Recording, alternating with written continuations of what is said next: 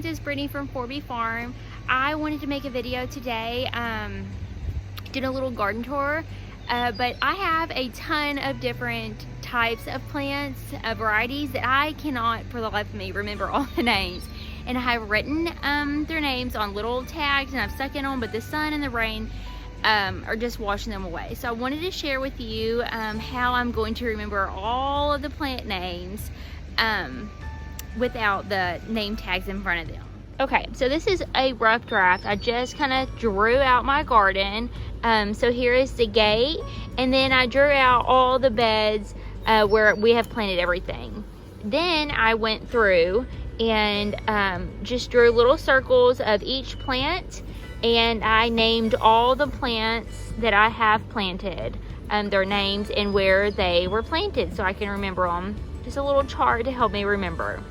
This is nothing fancy, it's just something my son and I did just to help me remember where they're at. So first tomato plant, if you can see that, this is the hillbilly potato leaf tomato.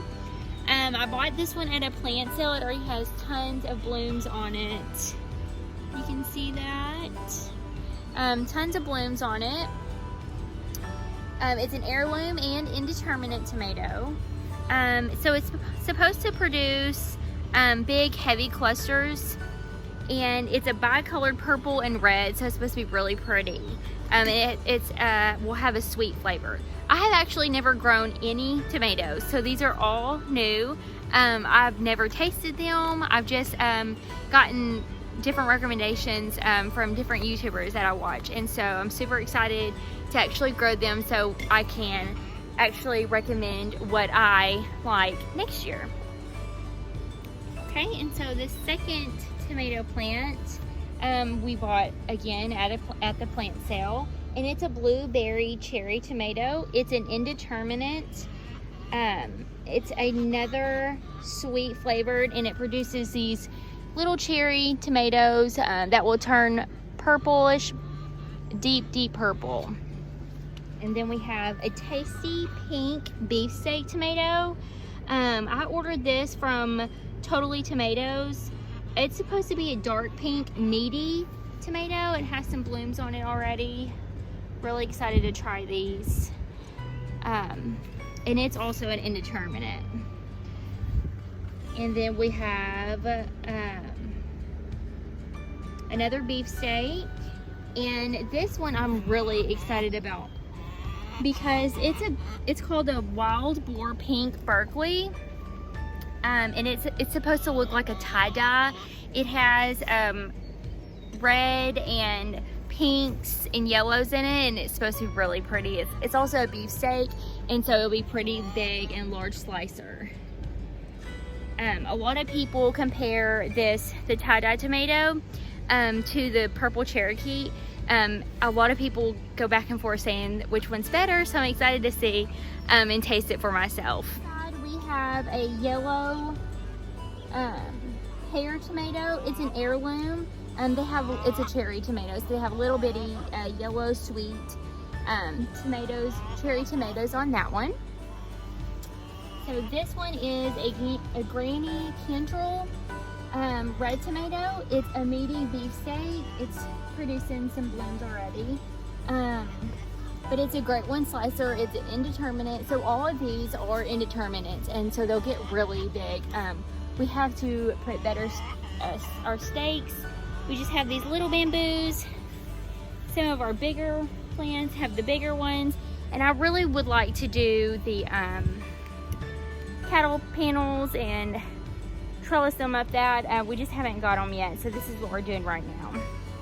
And then our last big tomato is our yellow Brandywine tomato, and it should produce yellow to orange tomatoes. They're really large. It's an heirloom. Okay, so this is our pepper bed. We have tons of shishito peppers and bell peppers, and I did not do a very good job of labeling those, so they're all kind of mixed in together. But we do have a Tabasco pepper right here. It's it's a spicy pepper. It's more of a chili pepper. And then we have Habanero Pepper. It tastes like a habanero, if I'm saying that right.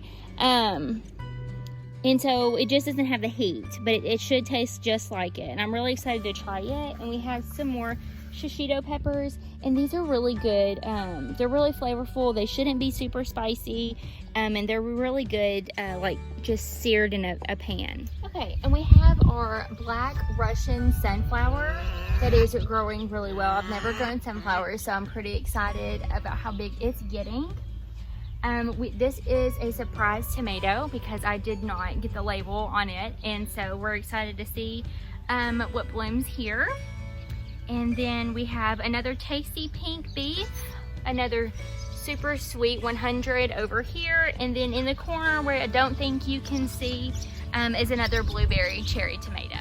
So in this bed we have our crookneck squash. It's a very common squash that I believe I got it like at Walmart or somewhere, that just carries a lot of basic seeds. So we just use the crookneck squash. There we go. This is a Bonnie. This is just a zucchini squash. It's an heirloom Black Beauty, and we have several plants of those. I did not start any seeds of the zucchini, so we just bought, I believe, the Bonnie brand. It had like 6 or 7 plants in it, so we planted here, one in the corner over there, and then some more in my son's garden that I'll show you in just a second. But we also planted these 3 plants are the homemade pickled cucumbers, and we planted those solely for pickling. We love pickles, so hopefully it'll be a high yielding, produce lots of cucumbers so we can pickle them. Let me turn you around and bring you over here to my son's. So this is the rest of the zucchinis, and then we have an eggplant in this corner. Okay, so here are our green beans. So the ones that are trellising up, those are the Kentucky Wonder green beans. They're an heirloom, they're a pole bean, and they just love climbing. We had a smaller little trellis made, and it was way too small, so we had to beef it up and get some bigger stakes. And then right here, if you can kind of tell, they're getting really bushy. There are French fillet green beans, and they're more of a bush. They're already starting to bloom. And then we had our broccoli where we've been already harvesting it. Okay, and then we have our peas. These are Texas Big Boy. They're supposed to be long pods, and the pod will be purple when it is ready to harvest. And we just planted a row of those. And then over here we have our okra. I saved these seeds from last year, and I don't have the original package. So it's, again, I bought it at Walmart, I'm sure, and it's just a basic, I believe it might be a spineless okra, but it's growing. And then over here we have our corn. We have our Sunny Day hybrids, the first row. Our second row is our sweet Triple Crown bicolored hybrid, and then this last third row is a Silver Queen corn. And to its right we have the cantaloupe. Our cantaloupe is a Heart of Gold cantaloupe. It's an heirloom, and it's supposed to be really sweet. And then we have our watermelon, and it's a crimson sweet. It produces round melons, and it should be really deep red on the inside, and it needs lots of room to vine out. So all of these pumpkins that we grew, or that we're growing, we actually just saved those from pumpkins that we bought at a pumpkin patch last year. So I don't know the brand or anything, but we just saved the seeds, and those are growing on the plot where the corn is. And I hope that our drawing that we did to help remember where we planted and what we planted, the different varieties of seeds, was helpful, especially if you direct sow. Sometimes the label's washed off, and direct sowing, you have to wait until they grow to figure out what you planted, and sometimes it's a little hard to tell. All right, friends, that wraps up our garden tour. I hope y'all enjoyed it, and if you have any comments or any suggestions, please just leave them below. And if you haven't already, please like this video and subscribe to our channel, and we'll talk to you soon.